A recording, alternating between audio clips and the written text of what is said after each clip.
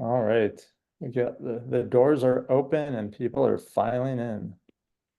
We love to see it. Please find your seat. I had like I don't know how many airline flights I had last week. So I'm used to them. I'm used to them getting on the PA and telling everyone to find your seat so we can take off on time. Yes, please introduce yourself in the chat. Let me know who you are. Let me know where you are. I am in Minneapolis today. This is a real background.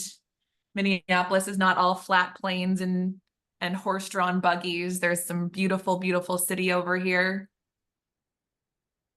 Oh, we got a Shakopee in there. No way. Okay, Brenda from Shakopee. We got a Rochester in there. You got them all over. All over the place. But it's always fun when I see random little cities in Minnesota that some people have perhaps never heard of.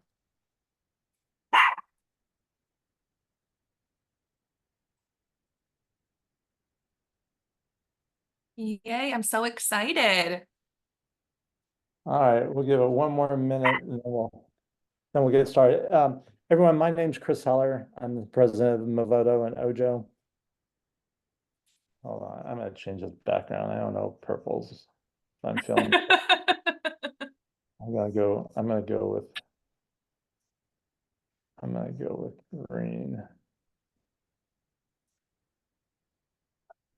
All right. All right, we will I think we should kick it off. All right, so everyone, thanks for being here. Welcome to our monthly masterclass. As always, we do these for one reason, to bring you guys value. We appreciate the partnership. We appreciate being in business with you, and we want to deliver as much value as possible and things that can actually help you build your business, things that can help you do better in this industry that we are all part of. Today we have a really exciting guest, something that people in as a whole are very interested in. Giselle is an online performance coach, top motivational speaker. She's known for her all the things she does online with a huge online following, and has helped a lot of people improve their brand, improve their presence, improve what they do online, how to build their business. I'm underselling Giselle, but I'm kind of doing that on purpose. So, Giselle, thank you for being here. I'm so, so, so grateful to be here. If you haven't yet, please introduce yourself to me inside of the chat. I'm really looking forward to this. And if you haven't, grab something to write with, because we're going to take notes. And even those of you that have all of your AI assistants taking notes, strongly encourage you to take your own notes and to be engaged in this conversation, because it's going to be a good one. So, like everyone, I don't think anyone's not on social media. Everyone knows about social media. I think agents as a whole, when we talk to agents, talk to the industry, they understand the importance of their online presence. But I don't think their understanding goes too far beyond that. Like I don't know that they really understand the power of brand building or even the right strategy that they could be using to build their brand. So I'm wondering if you could just talk about that for a minute. Yeah, and even let me know in the chat. Like, let's do a scale of 1 to 3. So 1 meaning you're on social media, but you're really not active. 2 meaning you are active, but you feel like it's not working at all. 3 meaning like you're posting all of the time. You totally get it. You're here for it. Would love to hear like where you're at with that, because here's the thing. We got a lot of 1s, a lot of 2s. There are a lot of you who it's important, but you feel like it's something that you have to do. And there are also a lot of you who you feel like you're doing it and you're just checking off the box. Like, okay, I posted today, or okay, my brokerage gave me this template, so I'm going to do that. Or okay, anytime I get a just listed or a just sold, I'm going to do that.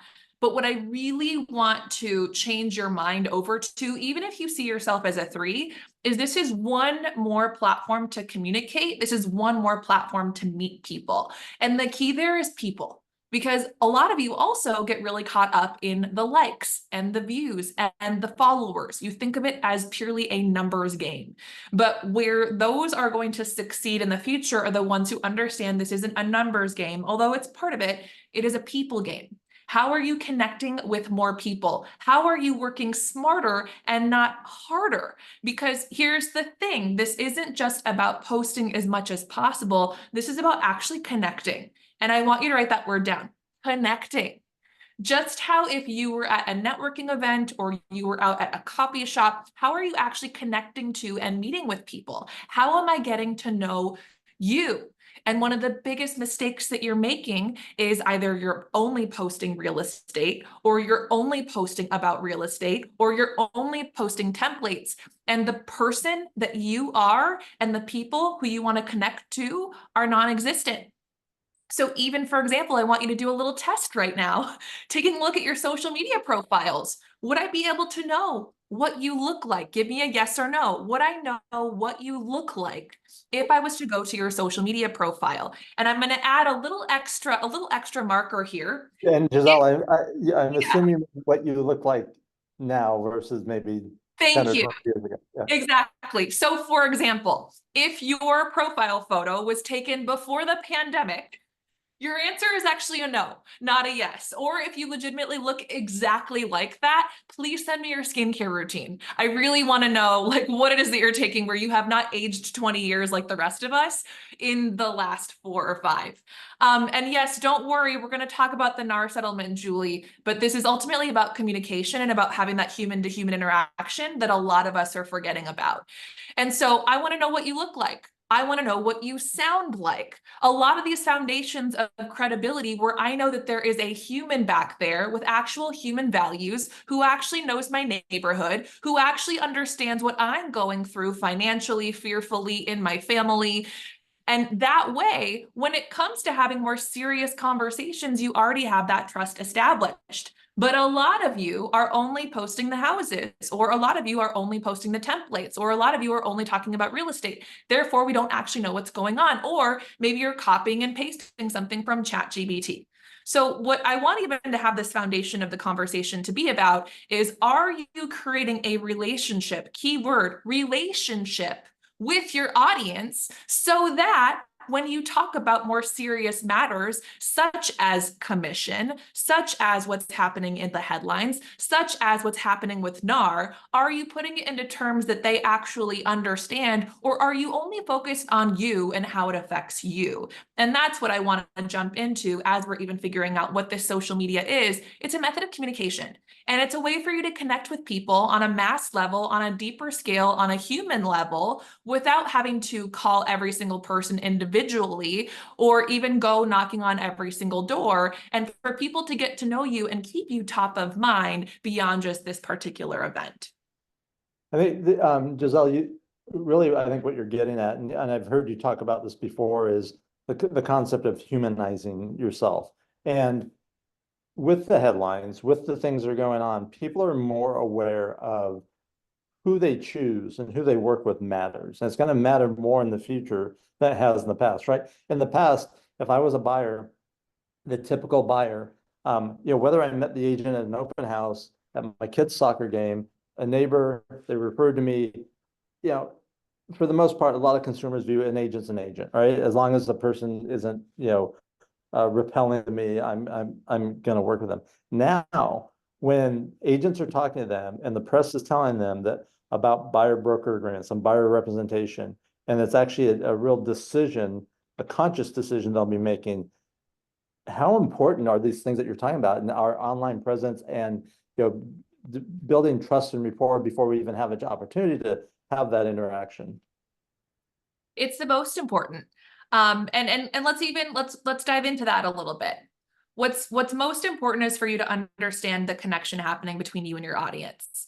And I think a big mistake that a lot of you are making is that you think that your audience is just as versed in all of this as you are, or you're talking to them like a real estate agent.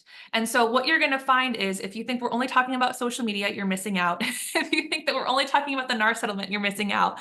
What I ultimately want you to do is to have more comfort even confronting your audience with difficult conversations and uncomfortable conversations. And social media is a great place for you to be able to practice talking about things in a concise way and in terms that your audience actually understands. What do I mean by that? Let's be really, really honest, friends. Most people do not know what NAR stands for or what NAR actually is. If you have no idea who I am, just so that we're all clear, I'm not a real estate agent. I'm an online performance coach and a high performance coach at that. It's my job to teach you how to communicate. I've never sold a house in my life, and the reality is neither have your clients. So for example, if I'm around real estate humans all day long and I can't understand what you were saying as someone who is well educated and who is also a real estate owner and investor myself, then chances are if I don't understand it, the average consumer or your average family doesn't understand it either. And transparently and candidly, I have no shame in even saying that, for example, for the longest time, I thought that NAR was the equivalent of the ACT, SAT standardized test board. I thought that that was who put on the real estate exams. I had no idea what they even signified or what they even meant. Most people have no idea what NAR is, what the MLS is. Some people don't even know what you're talking about when you're talking about inventory, for example, or when you're giving your market update. And so what I want to really bring you down to earth on, regardless of whether you want to talk about the settlement or not, is what you are saying making sense to the average consumer? Because the reality is the consumer has no idea what your commission was like before this court case, let alone after. They have no idea what NAR is. They have no idea who is on what side of this court case, unless you bring it up. What they do know is what the headlines are saying. And as you know, a lot of these headlines are extremely misleading. And so you need to not break down the court case into terms that they would understand, but you need to start delivering things, especially on social media, but even in your listing presentations, that would help your consumer, that would help that person who wants to buy a home with you or who wants to sell a home with you. Notice how, by the way, I didn't call them buyers and sellers. Okay. A lot of you, even when it comes to social media and even when it comes to your human interactions, you're using words like buyers and sellers. And that on its own sounds extremely impersonal. And the thing that's going to set you apart in the future, especially in a world of ChatGPT and Zillow and AI, and quite frankly, this place where a lot of people think that real estate agents are obsolete. The way that you set yourself apart is by showing your experience, showing your mistakes, showing the human that you are, showing the neighborhood that you love, but also showing your emotional connection and your own opinion, perspective, and differentiation from everything else and all of the noise and the distractions that are going on. And so when you say something like, Holly, I don't think that no matter what you do, people are not going to pay their agent from saving. Well, here's the thing. If you say that, yes, that will be true. If you show your actual value in a way that you actually care and will fight for your client, and also if you don't make the commission conversation awkward, or if you perhaps use social media to talk about all of the work that you put into your day to day, not in a way that is preaching, look at me, look at me, look at me, but instead look at how I can help you, then that will make all of the difference in the world, where someone won't even question your commission and you can continue to stand by that and with confidence. Yeah, I think that's such a big part of it, the confidence, right? People do business with people that they like. People do business with people that they respect or they have confidence in. And all too often I see, and I think this is like the changes that are happening in our business. And by the way, if we look at all the consumers out there, the vast majority of consumers have no idea about this, right? They miss the headline. They, you know, and if they saw the headline, they don't know what it means or anything else. So that's another thing we need to keep in mind, that most consumers aren't aware of the changes, and it's going to be beholden on us to educate them. And the best way to do that is when we have an opportunity to meet with them, you know, face to face. But one of the ways it'll get us to meet with them face to face is, again, you know, what we do online, what they're doing when they're checking us out when we do have a meeting, because they're gonna go Google us, they're gonna go look at us, they're gonna see what we're doing. and our confidence, our ability to communicate in a effectively becomes just critical, right? We've all had that experience of when we talk to someone who's not confident. You walk into a doctor's office and the doctor is not confident, you will leave that doctor's office. You will go to a second opinion. Um, so, that's when people aren't necessarily confident because maybe they aren't as experienced or aren't as skilled or haven't been in the business as long, what's the best way for them to start to build that confidence? It's starting to create content around the questions that people are asking you or that they want them to ask you. So for example, if you're trying to figure out how do I handle some of what's happening around the NAR settlement, for example, start answering some of those questions online. But it doesn't just have to be answering the question of, oh, break down the NAR settlement for me. It could be something as simple as, here's how buyer's commission works. Here are all the different costs associated with buying a home or selling a home that people don't really talk about. Or it could be breaking down the costs associated with buying a home. How much more expensive is it going to be in 2024? Or how much money do you actually need to afford the home? And practice answering those questions. This is what a lot of people don't realize, is that when you practice creating online videos, it actually makes you more confident for being offline as well. And when you are also answering these questions in real life, use that as an indicator for, oh, I should probably create content around this. So friends, write this down. If you're getting a question from someone more than twice, then that either means you need to create internal training around that for your team, or you need to start creating content around it. If you're getting the same question over and over and over and over again, then that means you should probably create content around that, and not just once. It should be recurring, because no, I'm not going to go to your profile and dig down for 6 months to see, oh, you already made that video one time, let me go look. Sure, you could potentially use and save a little bit of time by copying and pasting a video that you previously did by saying, oh, I actually made a video about that. I can't talk on the phone right now, but here you go. That's a beautiful art on its own.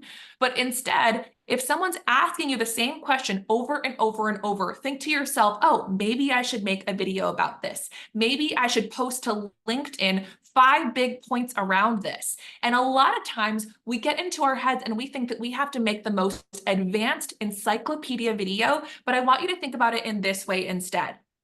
If you had a client who called you and said, hey, I'm at carpool pickup right now, I only have 60 seconds, but can you please answer this question really, really quickly? What would you say?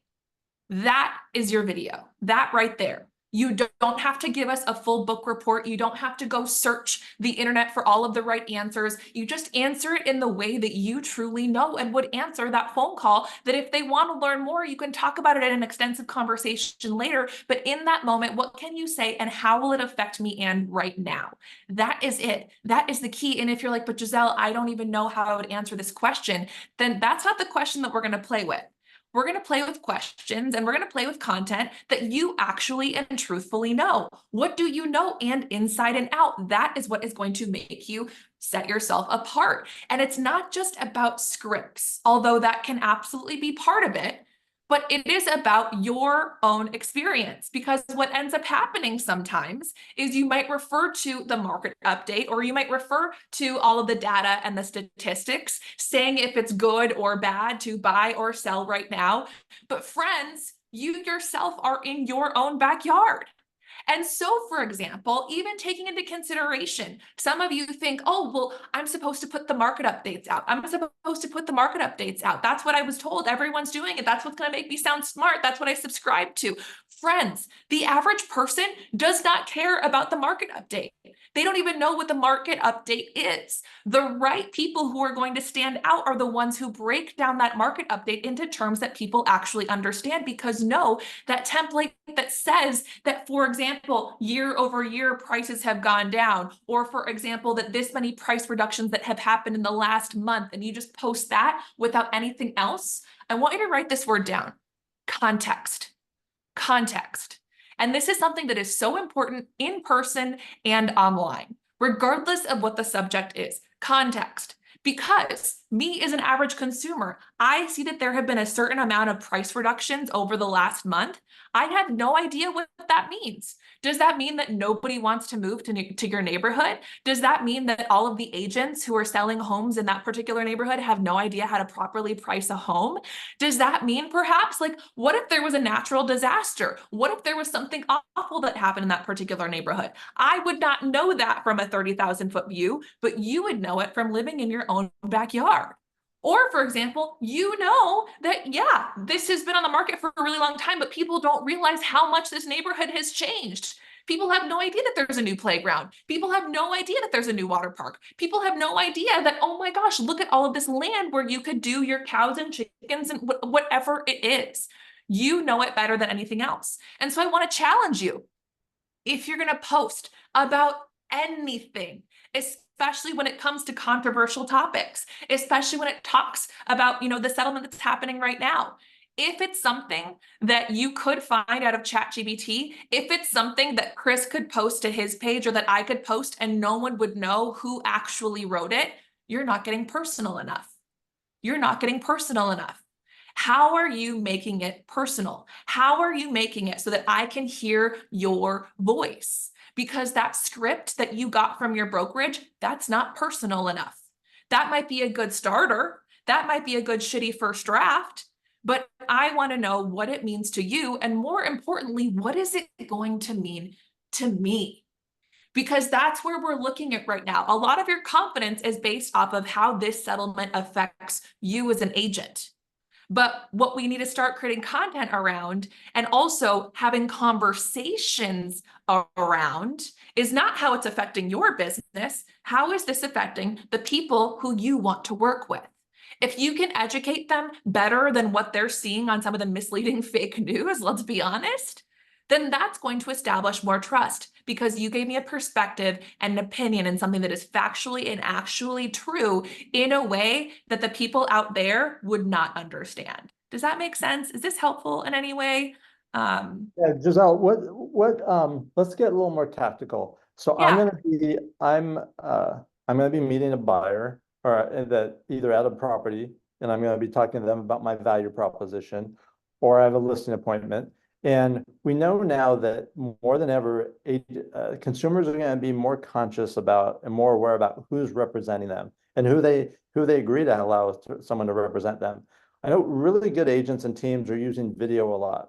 We have teams on our platform and agents on our platform. As soon as they hang up with the customer, they send them a video, text them a video, say, hey, this is Chris. I'm the one you were just talking to. I just want to put a face with a name. Super excited to meet you at the property tomorrow too. Like, if I want to incorporate that into my, before I meet with this buyer, where I'm going to be meeting with them, discussing my value proposition and presenting them with a buyer rep agreement.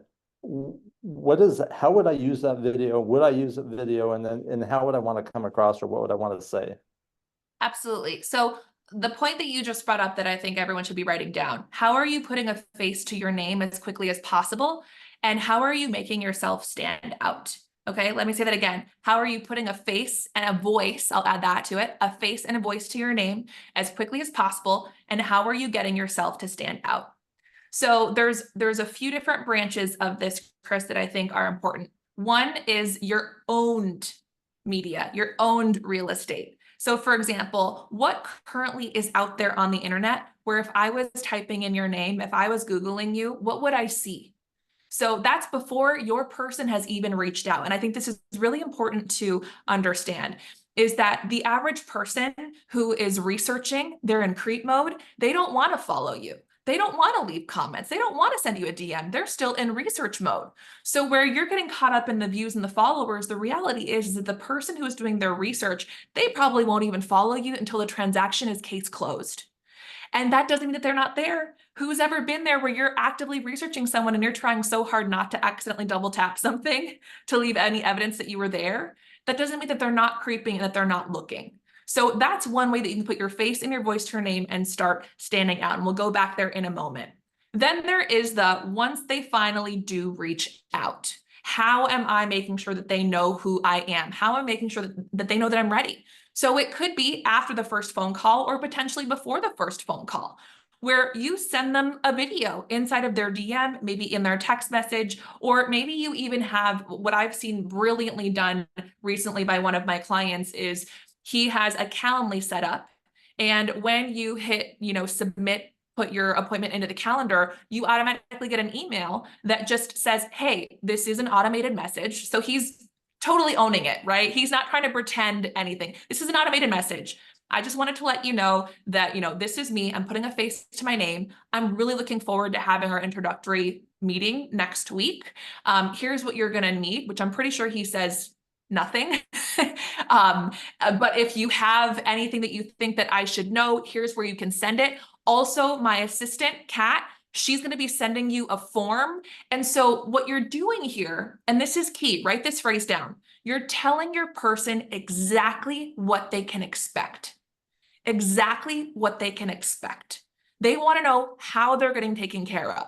So all of a sudden, this guy looks like he has his ish together, even though as this is all happening, he's probably on like dad duty, running around, going from house to house, like all the things. But at the very least, he's creating this calmness and he is leading the control of the narrative.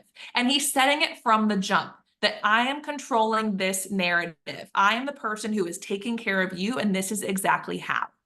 But then we get to the actual conversations. And here are some things that I believe you can use before, during, and after, which is I really want you to go through your presentation, your spiel, your typical questions that you ask your people. You might even own the conversation of, have you been reading the headlines?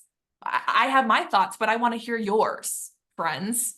I have my thoughts, but I want to hear yours. So that before you come in defense mode, hear what they know. They might say, I have no idea. And you came in there guns a-blazing and maybe they actually had no idea.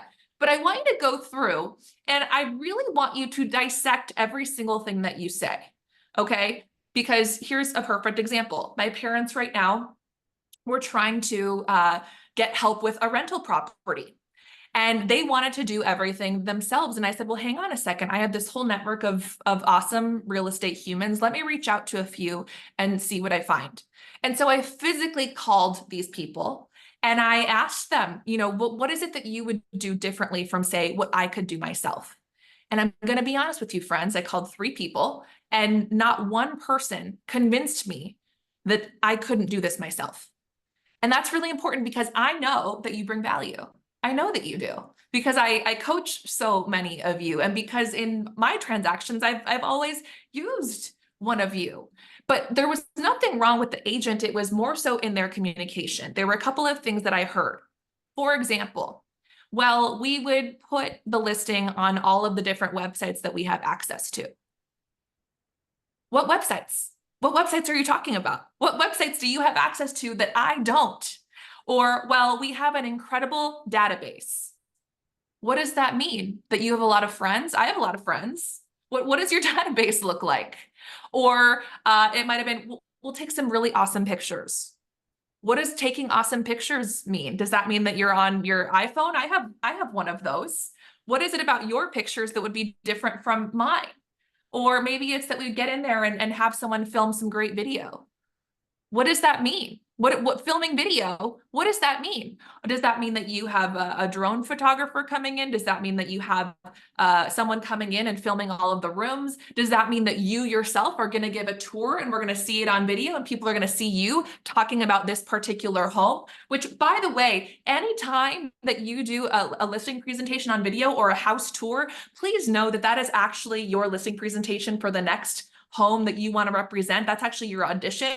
Because if I'm looking online and I'm looking for you and I'm trying to find videos of you and I can see how you're giving a tour, that's actually making me go, I wonder if they would get that excited, or, oh my God, they don't look excited to be there at all. I definitely do not want them to be representing me in any area of this transaction. Does that mean that you're going to be filming some lifestyle content around my particular home, where you're also talking about the city and neighborhoods or what it takes to buy or sell these days? And my home is going to be the backdrop, and it's actually going to show up multiple times on your social media, which, by the way, social media, what does that even mean? Are you going to be on LinkedIn? Are you going to be on Instagram? Are you going to be on Facebook? Is it going to be purely organic? Are you going to be doing reels? Are you going to be running ads? Are you going to be buying articles? Are you going to be putting it in stories? Are you going an open house? What does that mean? Don't you just have a sign outside of the house? What does an open house mean? Does that mean you're going to have a taco stand? Does that mean that you're going to invite everyone from your brokerage? How many people is that? All of these little details that for us, we've gotten so used to, or perhaps honestly lazy in terms of how we communicate what it is that we do, that quite frankly, people don't recognize what it is that we do. And when we have the competition of all of these reality shows that make it look so easy, you need to show that you are different. And the way that you stand out is by showing up in a way that is authentic, that is authentic. Every single person in here, you got into real estate for a different reason. The things that you love about your job are different from the next. The ideal client that you have in your head is different from the next person. Some of you might love to work with first-time home buyers and it makes your heart sing. Some of you, you're like, you could not pay me to work with another first-time home buyer. I never want to do that again. Some of you are on your way out of production. Some of you never want to leave production. Some of you specialize in oceanfront property. Some of you, it might be land. And so the way that you get yourselves to stand out is making your content feel unique to you, to where I, without question, without doubt, know what it is that you do and who it is that you want to serve. And that's also going to frame each of these conversations, whether they're easy ones or hard ones, to be able to talk to these people in terms that you'd understand. And ideally, what this face to name thing is doing is allowing for you to have conversations before you even meet someone. Write that one down. How can you have a conversation? How can you answer a question? How can you create trust before you even meet someone? So then that way, when someone chooses you, they go, no, I already know that I want to work with you. I've had my eye on you for a while. I've known for a good minute that you're the person who I want to work with. I love how you break down these terms into words that I actually understand, and you make this feel approachable and that it would make sense for my family. That is ultimately what social media is doing. It's creating that relationship and allowing for you to have and practice these conversations before and especially during you're having them in person. Is that making sense, friends? Am I making sense? Making sense. I think one of the things I hear you saying is connecting the dots, right? If I'm in a buyer consultation, I'm saying, well, here's the things I do. If I don't connect it to what that means to them, or how that benefits them, or what it really means, like we know what it means, right? We say, oh, we do this, this, and this. Yes, like we put all your property on all the websites. Well, here's why that's important. Here's what that does for you. Like we have to really connect the dots, and we have to up our communication game a lot, which is what you're highlighting. 1000%. It is that communication piece over and over and over again. And I think that a lot of people who don't see these conversations as important, or let's be honest, there are some of you who you're in this place of feeling really scared. We saw earlier in the chat someone saying, I don't feel like anyone's ever going to want to pay. You know, at this point, you feel like people's minds are already made up. And yeah, before this even happened, let's be honest, a lot of the statistics show that there are people who do not have a trust for this industry. So that's all the more reason for you to be the one that's different. That's all the more reason for you to start showing up in a way where someone goes, oh, I had this idea in my head of who you are and what you do. And all of a sudden I realized it's not that at all. You're not that at all. And so I even want you to think about, what are 5 reasons why someone enjoys working with me? What are 5 reasons that people love working and specifically with me? Because sure, there might be someone who is higher ranked than you are, who is bringing in more money than you are, but there are always ways that you can spin that. But it's really ultimately you having to own your confidence and believing, if you believe that you deserve to be here. Because if you don't, then great, you can walk away and leave more business for everybody else. But I know, based on working with so many of you, that you are so passionate. And I see you get angry when you see the headlines, or I see you get mad when that person who you see as competition takes the client that you wanted so badly, and you know that they're not going to take care of them in the way that you can. And so really what you're doing by avoiding social media, or by avoiding these conversations, or by continuing to sit in your insecurity and letting it fester over and over and over, is you're allowing for those people to get taken advantage of, where you could very well be taking care of those people. And I want to bring that light back, because here's the thing too: if you are sad, or if you are scared, or if you are already thinking that the transaction is gone before you even walk through the door, then that will be a self-fulfilling prophecy for you. Versus if you walk into that meeting, or if you walk on that video fully owning your presence and the things that make you unique. Maybe you are super awkward and introverted and shy. Great. That is exactly why someone would want to work with you over perhaps me, who I'm a little louder and more flamboyant and pink. Great. We take things really, really personally, when really it's about finding the right fit and finding the right person who's going to connect with us in a communication style that makes the most sense. So what do your people need to hear? Write that question down. What do your people need to hear? What do they need to hear from you? The, And I'm what sorry. kind of Go ahead. reassurance do they need? Go ahead. No, finish the thought. I thought you were, I thought the, I was starting to look into the chat to see what was going on. oh, Uh, yeah, Jolene there. brought up an interesting point, and um, that, online leads, all they care about is wanting to see the home. When they contact us, when they're on our site, movoto.com, Yeah. and depends on the call to action they click on, but let's say tour a home is the call to action. They fill out a form, they're gonna go tour this home. We connect them with an agent. The vast majority of those people, as soon as we connect them with you, are looking you up. We know because we get contacted by them and say, hey, the agent you connected me to, I don't think is the right agent, because I looked them up and they're in this city and I want to be looking over here. And we have to say, well, no, they actually, that's where their office is, but they cover this area, or that's where they live, and but they work here. Trust me, they are checking you out, and they will, especially before a meeting. Um, Mhm. the point that you made that I think is so critical, because I see this, and this is why the skilled agents, the experienced agents are actually excited about the changes, right? They know Yeah. they're going to be able to negotiate regardless of the circumstances, whether the buyer has any money to pay for fees, or whether the seller is offering fees. They know they have a chance to negotiate on every one of those deals, and that most sellers, when they want to sell their home, are going to be willing to compensate or offer concessions, and that they're going to be able to get their client the house and still get paid. Uh, but they also know that if they don't have those skills, that practicing their buyer consultation, being very crystal clear on their value proposition, and being able to communicate in a way that instills confidence is half the battle.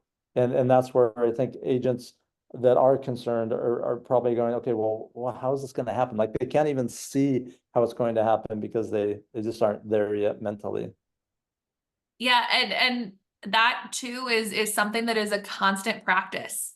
It is a constant practice. And I'm even looking, for example, in the chat right now, Angelo said some buyers do not have the funds to pay for it. Okay, well, let's go in two routes here. Of let's just say that now all of a sudden, because of interest rates, because of whatever, that all of a sudden there's more costs associated, or whatever it is. Again, doesn't have to be this specific. So you could potentially then create content that creates trust by saying, you know what, maybe this isn't the path for you right now. Maybe you should wait. Maybe you should wait. Or maybe you should start looking over here at something else, and I can help you with that. Or you as a business person can go, okay, well then who can? Who can? Or where do I need to change my focus to figure out how I can still make sure that I'm getting revenue in, but maintaining my integrity? But I do think that it's really important in any uncomfortable conversation, regardless of whether it has to do with the settlement or fees or whatever. You being able to walk away with integrity from a situation of, you know what, maybe it's not the best time to buy in a certain area right now, and here's why. Or maybe you should wait it out, and here's why. Or maybe you should save a little extra money than you think, and here's why. Or I know that that's your budget, but it should actually be this, and here's why. Here's why. Tell them what to do and become an educational resource. If you are having imposter syndrome because you don't feel like you are an expert or a leader in the field, then write this phrase down. How can I be a valuable educational resource? How can I help them to understand it so that if they are not ready now, I can still be of help to them and they will come to me when it's ready? Because the way that your industry works is if you do everything right, friends, if you do everything right, you might not work with your client again for years, maybe even decades. So how can you continue to remain valuable to them so that you continue to be on their radar at top of mind so that maybe they're not ready or maybe they're already at home sweet home, but they might then send a friend your way or a parent your way or a child your way.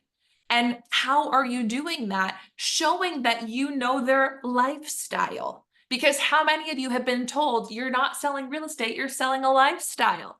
But if you don't have a life, if I can't see the different ways that you're connected in my neighborhood, whether it's through the schools or your kids or the condos or the associations or the charities or the nonprofits or the hobbies or the interests, then no, I'm not going to be thinking of you after this transaction is done, because I want to know and see that you actually understand who I am as a person or as a mom or as a caretaker or as an empty nester. How are you showing that we could actually connect beyond just transaction? What do we have in common? And if you're not the right person, then who is? Or if you are the right person, who are more people that you can connect me to? Yeah. Hey, Giselle, so I just want to take this down even more granular. If someone is saying, okay, all right, yes, I've been posting my just listed or my just sold, or I've been both posting market stats, or I've been doing this, but now I really want to start to build my brand. I want to start to establish credibility. I want to start to differentiate myself. Give us some like basic tips on, hey, here's some things you should post and where and when. Yes, absolutely. So the thing that I always start with is, what are you excited about? What in your life gets you excited? What are the things in your life that all of a sudden make you beam for joy? Is it Taylor Swift? Is it cooking? Is it your kids' soccer team? Is it your kids in general? Because right now, what we're seeing in this dark and twisty world is a lot of the same things over and over and over and over again. And I've already spent 40 or so minutes talking about the types of real estate and home and valuable content. But now I do want to focus on that personal brand piece. Who is it that you are? Who is it that you are as a person? And in a world where we are all scrolling to numb or scrolling because we are numb, people want to feel something. People want to feel emotion. People want to feel excitement. People want to know that that is a human on the other side of the screen and not just an avatar. And so I want you to just think, like, even today, I know it's Monday and it feels like the Mondayest of Mondays in Minneapolis, like all the white. And the reason why this is so shiny is because there's a lot of clouds back there. And now I just kind of like ruined whatever is happening back there. But what are you most excited about? If you're excited about something, that's contagious. That will get me excited, even if I don't understand it at all. So is it your dogs? Is it your husband? Is it your morning walk? Is it the fact that, you know, the peonies are blossoming? Who else is obsessed with, it's my favorite flower? What are the things that you are so excited about? Is it potentially that, yes, you had an awesome client win or you welcomed a new team member? But whenever you get really excited, or even maybe angry about something, I want you to think about, how could I post this in a way that brings other people into my world? It's not look at me, look at me, look at me, look at me, but instead, how can I show you into my world? How can we create connectors to one another, to where because we have something in common, you go, oh, that's my person. Or, oh, I totally love matcha instead of coffee in the morning. Or someone earlier said that they too drink out of a mason jar. And so what are some of the ways that you are giving people permission to connect with you? Because here's the thing. There's personal and there's private. Write that down. There's personal and there's private. Private is whatever you want it to be. You don't want to show your kids, great, don't show your kids. But that doesn't mean that on a personal level, you can talk about being a mom. That's how you connect to people. Personal is how you connect to people. But ultimately, you get to decide which is which. If there are certain things that you never want to show or share, don't. But how can you show people the person that you are? So reminding them that, yes, you are a person. So just as a little exercise, what's one thing that you're really excited about in your life right now, no matter how simple or stupid? For me, for example, I'm really excited about the sleep score that I have been getting on my Aura Ring. My bedtime routine, it is solid.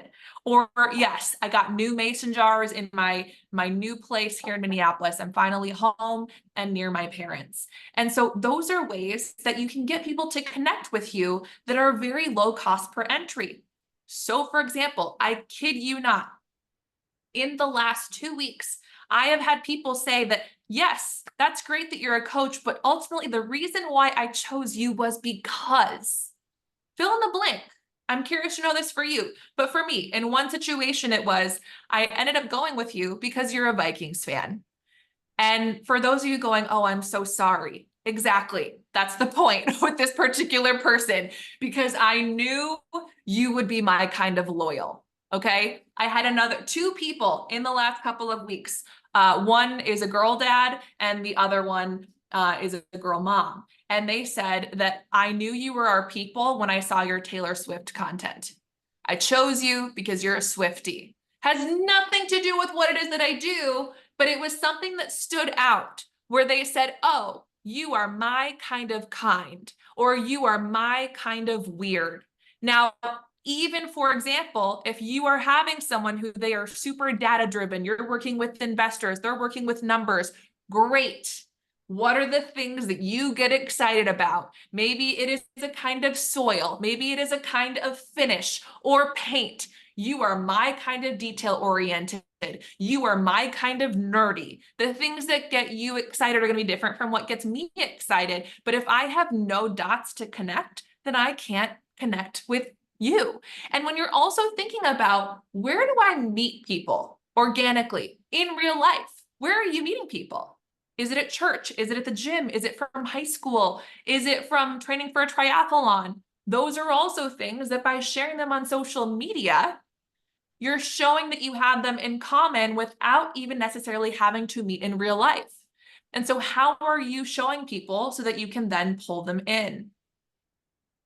All right. And so Giselle, this is great. And I think these are really good reminders, right? We're in our business. We use jargon a lot. We talk about things we know, and we often forget that the consumer may not know any of this or knows a small fraction of it, or they don't remember because last time they sold a house was 15 years ago, or the last time they bought a house was 15 years ago.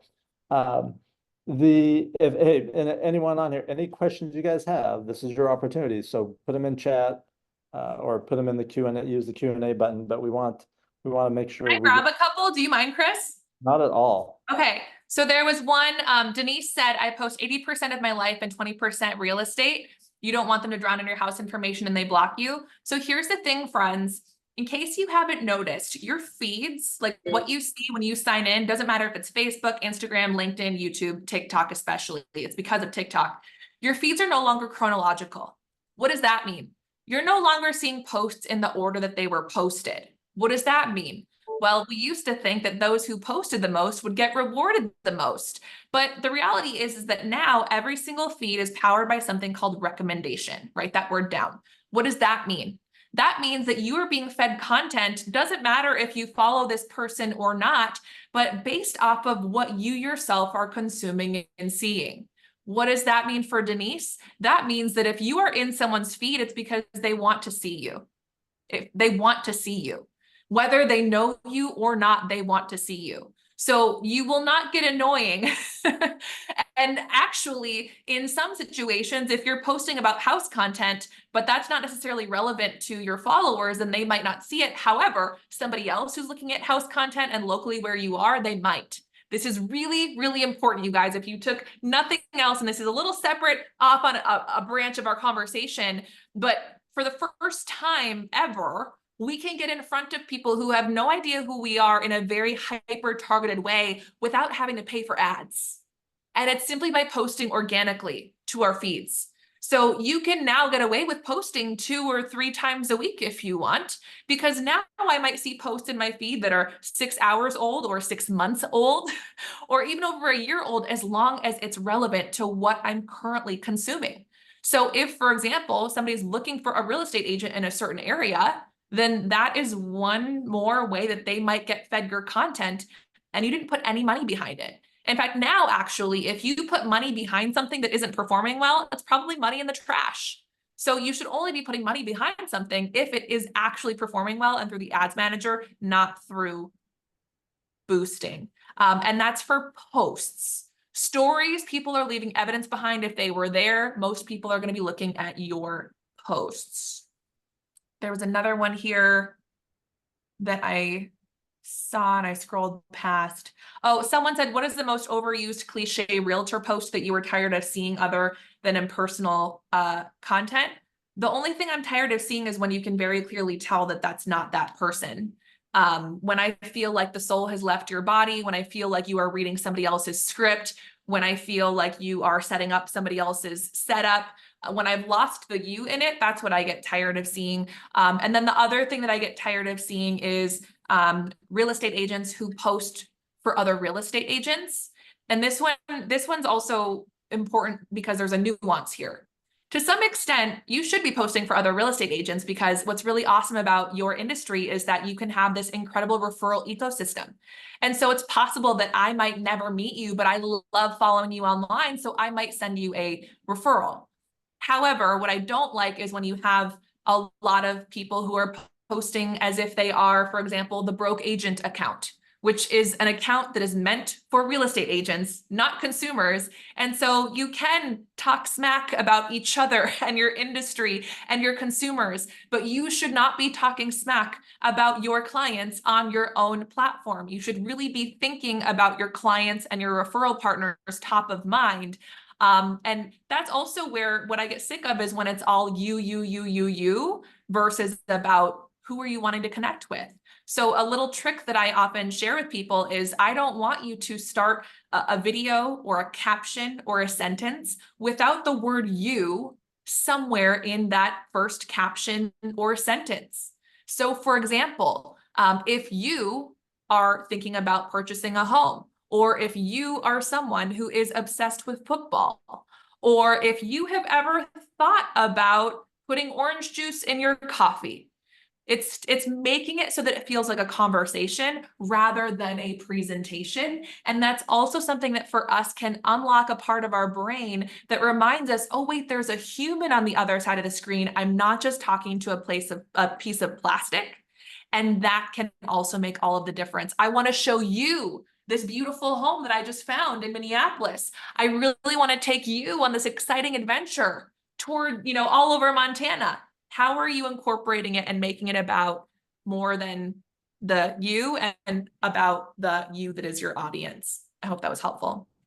It was. There's two questions at the end there that I think are good questions. One from Kim, one from Evelyn. Yes, absolutely. So Kim says stories or posts or both, which are better. It's not that they're better, it's that they serve different purposes. Stories are only shown to your followers. Granted, anyone in public could totally tap on your stories and watch, but chances are they're not going to, because then they would be leaving evidence behind. It's the only place where you can see who's watched your stories. And so stories are, think about it this way, stories are for people who they are choosing and consenting to watch your content. They know who you are, they follow you.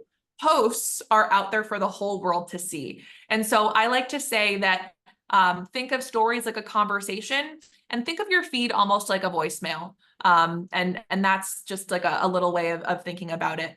Evelyn says, but if I'm posting about flowers, how does that come across to people who are looking to buy or sell? Or for example, when a buyer looks me up and sees flowers, how do they connect with my ability to sell a home or represent them? If you're only posting about flowers, Evelyn, then yes, I would go, I'm confused. Do you do real estate or not?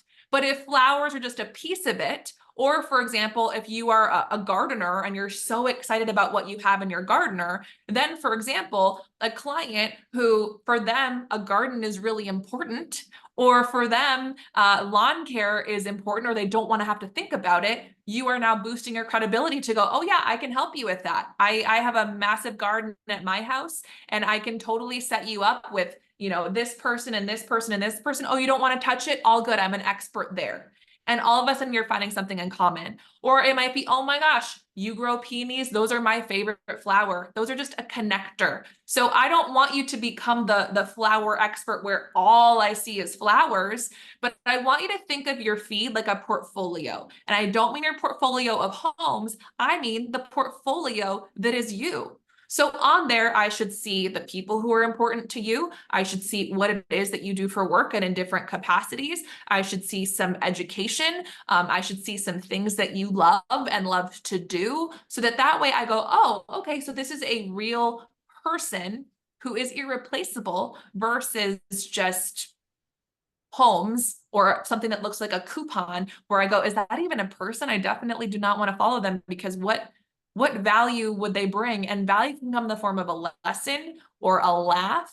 And that would be how you connect. Does that make sense, Evelyn?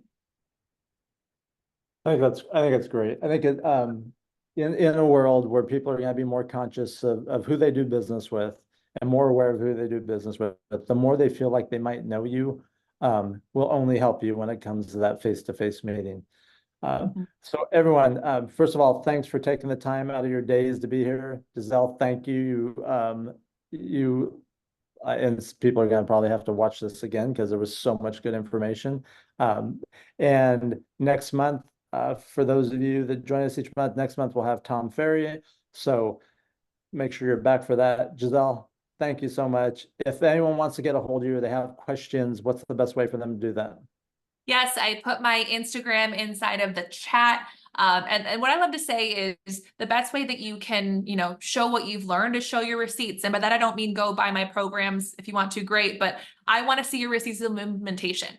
What did you take from this conversation and how did you implement it? Or maybe you're sending me a video in my DMs saying hi, and you're putting a face to your name for the very first time, or you're getting your reps in through that, or you're now taking your lead and you are sending them the video and it's a screenshot, send it to Chris, send it to me so that we can see the ways that you are implementing this and standing out in your own way. And most importantly, making it your own, not just doing it because we told you, not just doing it because everybody else is, but you're doing it because it feels good and you're making it your own. And that is what's so important.